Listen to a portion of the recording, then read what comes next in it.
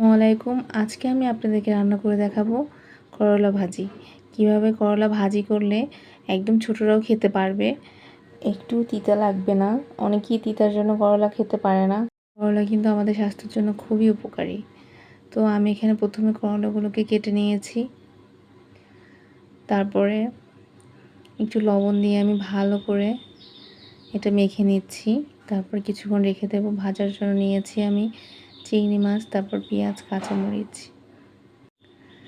এখন আমি ভালো করে করলাগুলোকে মেখে নিয়ে তারপর এটা ধুয়ে ফেলেছি। আমি আলু কুচি করে নিয়েছি। ব্যাস এখন আমি বসিয়ে দেবো রান্নাটা। পেঁয়াজ, কাঁচামরিচ আমি দিয়ে দিয়েছি। আমি সবসময় চেষ্টা করি আপনাদেরকে খুবই স্বল্প সময়ের ভিতরে ভিডিওটা শেষ করার জন্য।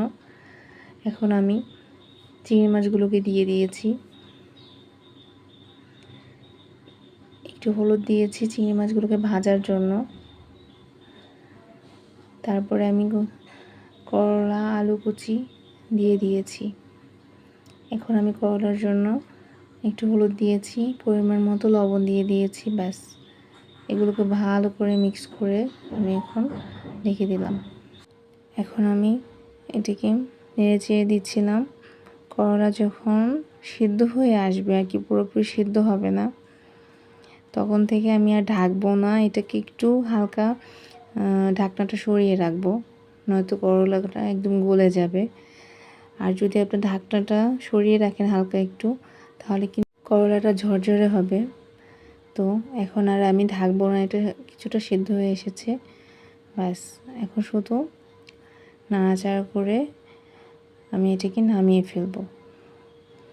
দেখেন, চিংড়ি মাছ দিয়ে করলা রান্না কিন্তু খুব মজা হয়। আমার বাসায় কিন্তু এটা ছোট বড় সবাই পছন্দ করে। খুবই স্বল্প সময়ে আরও সুন্দর সুন্দর রেসিপি দেখতে চাইলে চ্যানেলটি সাবস্ক্রাইব করে রাখুন।